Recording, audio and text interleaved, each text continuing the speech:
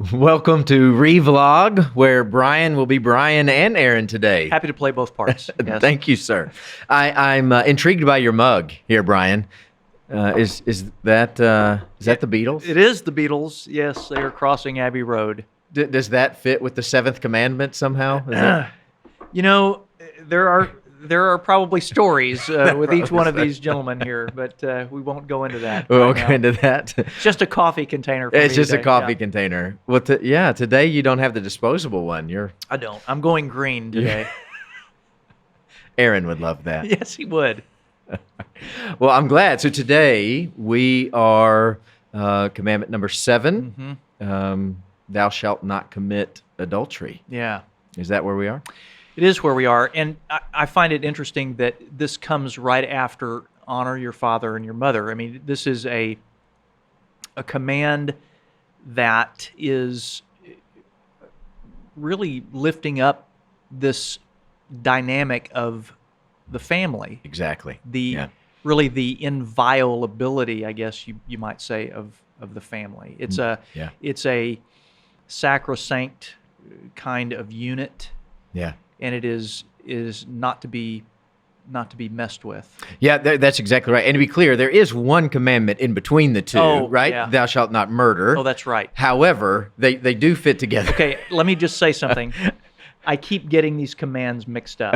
But the truth still remains. It does come after. Yeah, that's true. Honor your father and mother. It does. And we'll fix that in post-production. And it does point to the value of family in God's order of things. That's right. Right? When God ordered us in creation, there's this establishment of the family and marriage at the end of the creation story. And you see this honor your father and mother in the Ten Commandments. You shall not commit adultery, which tears the family apart. Where in 2 of these, God is protecting the family unit. That's right. And Chris, I think that it goes much beyond just a sentimental, they've stayed together, all these years, and, right. and so that everybody can toast them at their 50th anniversary or whatever. It is, I think, as if the Lord is saying the human person will grow well only in a certain context. Yeah, absolutely.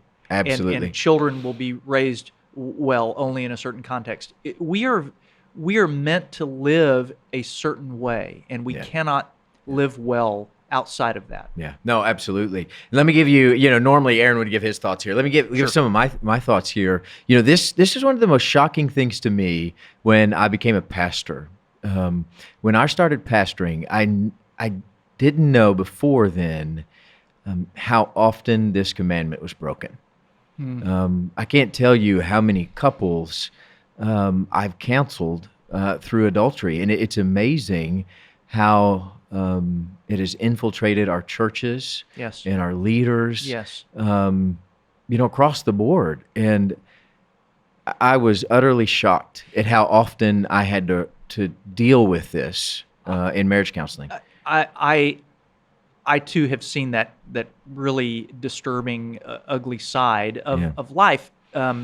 And at the same time, you meet with these shattered people, and they many times they're contrite and want to heal. Yeah. But it is a stab at the heart of the family, and in fact, it's the grounds that Jesus gives for divorce. Yeah, and exactly. It has the power really to rip a family apart and be grounds for divorce. Not that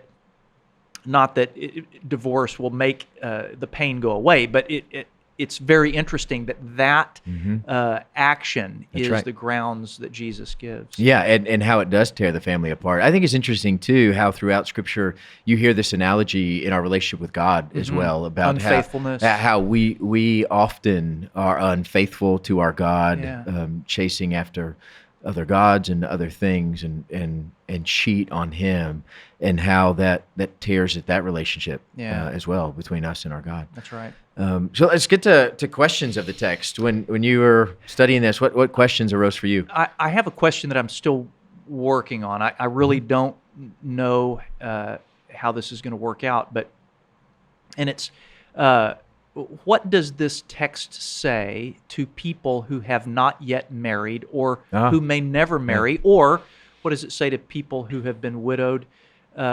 What does it say? Does it just say, well, if I ever get married, I'm really going to try to make it work? Or is there something that speaks to people in that circumstance? Right. How Absolutely. can they meditate on that? Absolutely, because we have talked about all of these commandments as universal. Yes, right? they're for everybody. These commandments are for everybody. They are timeless, and so they apply to everyone. And so that is a valid question. Yeah. For those who aren't yet, may never be, or aren't married now. Right. How do we deal with this? And I think that's a good question. I was wondering too. Going back to my earlier statement about how this has been so prevalent in church life. And Jesus, when he's talking about adultery and how even lust lends itself to adultery, even when you've lusted in your mind, you've already gotten there. And That's right. Thinking through how we heal in the church through this, and how can we heal from the past pain that breaking this commandment has taken on the church. If the church cannot rise to think about that task, I don't know anybody else that can. Yeah, no, that's right, and I hope we can. I hope we can think through that well together on how we heal, and not just through this sort of infidelity in marriage, but just through all sexual health. That's right. And how do we promote and maintain a spirit of sexual health throughout the church? That's right. That's one of the largest questions of our day, I think. No, I think it is absolutely one of the largest questions of our day. How do we promote sexual health and talk about it well, Yes, where it's not absolutely. taboo to have those conversations? That's right. There's not another topic, Chris, that brings with it as much shame and regret Absolutely. and brokenness and woundedness as that topic. Yeah, and I think on some level we all have some kinds of wounds Absolutely, in this territory, we do. You right? better believe it. And how we handle those well, and how we deal with them in the church. So, thank you, and thank you for spending this time with us. We'd love to hear your comments. So please comment below and let us know what you're thinking. Thank you.